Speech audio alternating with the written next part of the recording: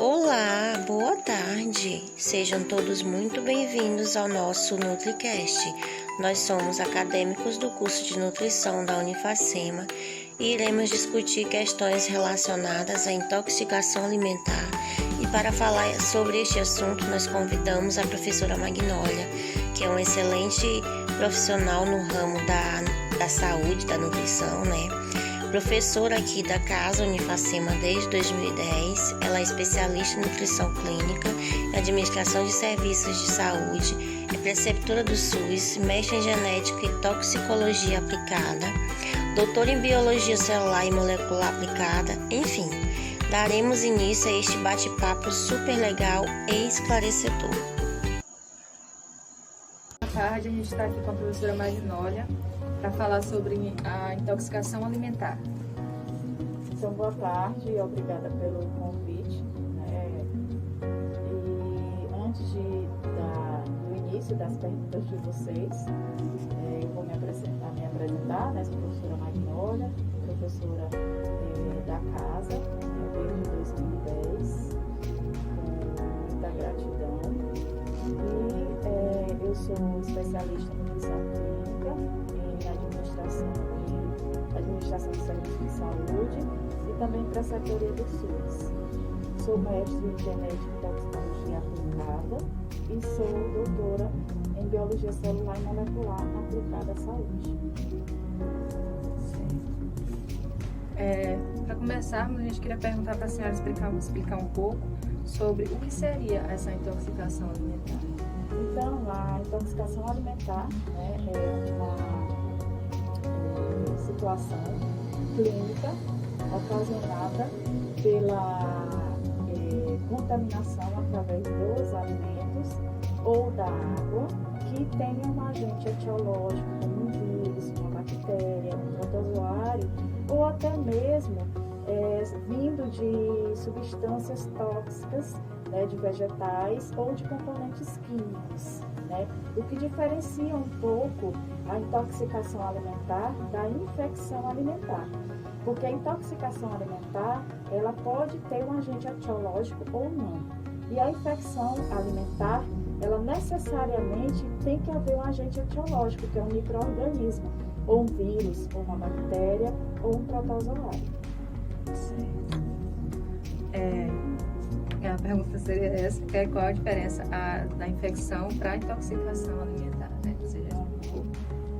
E quais os principais sintomas de uma intoxicação alimentar? Então, a intoxicação alimentar, ela a gente pode até falar, um distúrbio temporário gastrointestinal, que vai desde uma febre baixa a uma febre alta, dependendo do agente etiológico, até uma diarreia persistente, uma diarreia aquosa, quando a gente fala de intoxicação, uma dor abdominal, dores de cabeça, certo? Até alterações neurológicas podem ter através de uma intoxicação alimentar. Então, existem vários sinais e sintomas que essa intoxicação alimentar pode ocasionar em um indivíduo. E, assim, quais são as regras básicas para preparar os alimentos com higiene?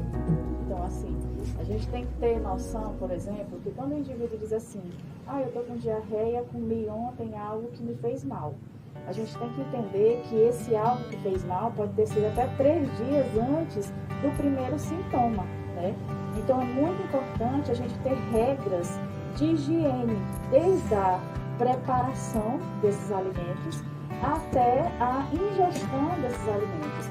Então, o indivíduo ele tem que comer alimentos bem cozidos, ele tem que, ao cozinhar os alimentos, consumir imediatamente, ele tem que higienizar as superfícies em que aquele alimento vai ser manipulado, ele tem que ter uma higiene pessoal, ele tem que tomar também água potável, água pura, porque aí ele não vai ter esse risco de intoxicação alimentar.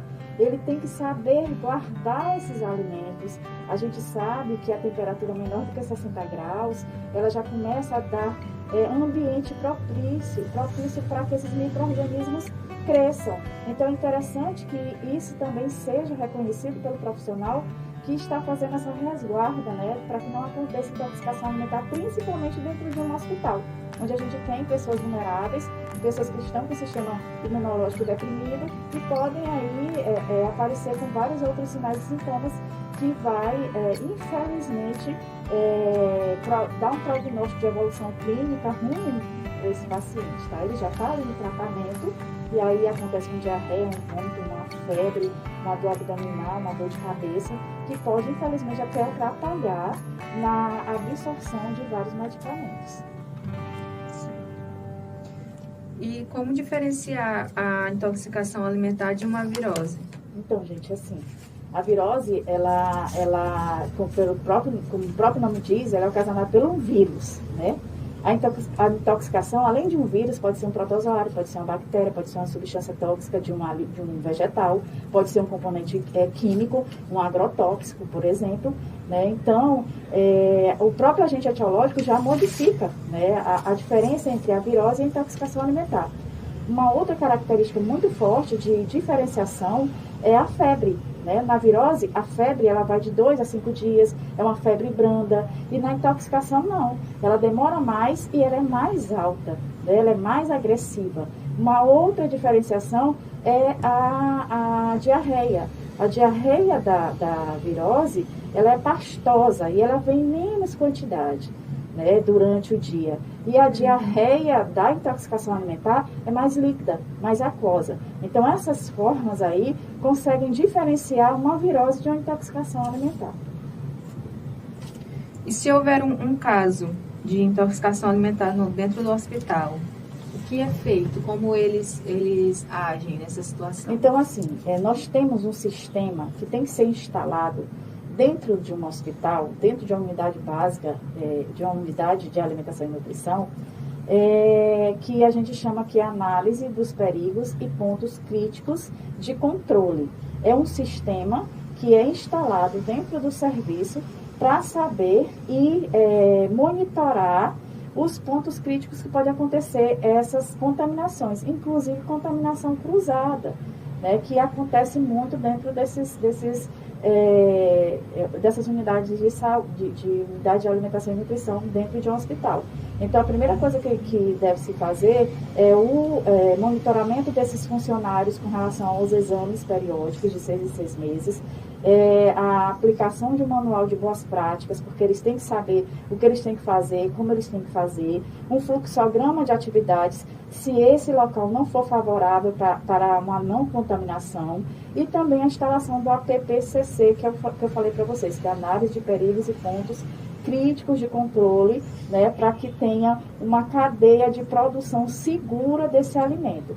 Então, é necessário que se faça isso para que se tenha uma segurança para não haver intoxicação alimentar.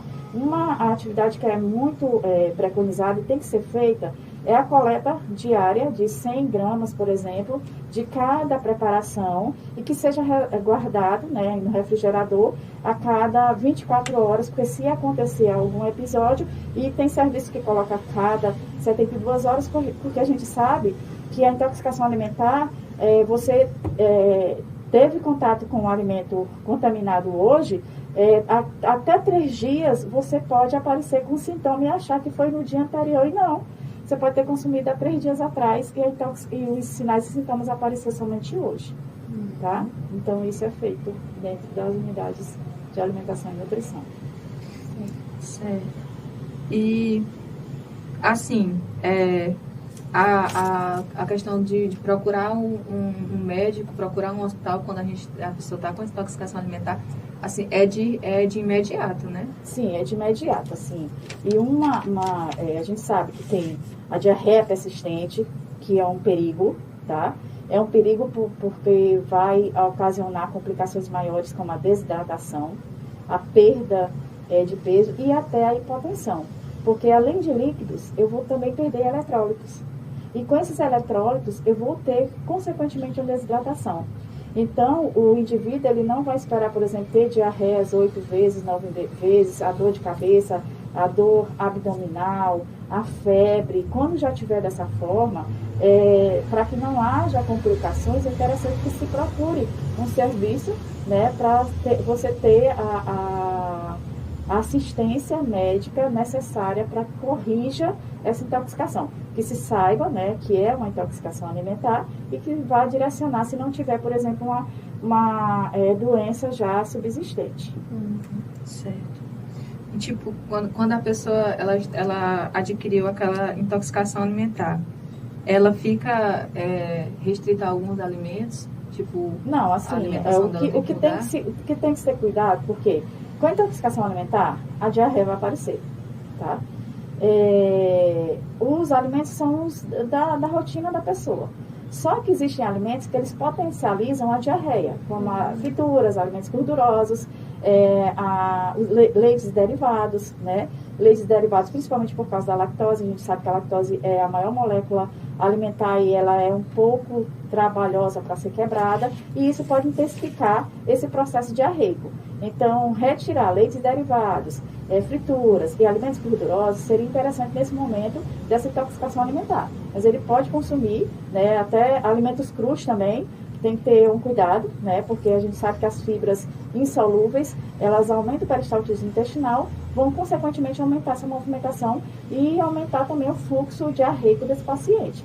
Então, alimentos do dia a dia dela, mas tomando cuidado aí nas fibras insolúveis, nos alimentos gordurosos e leites derivados.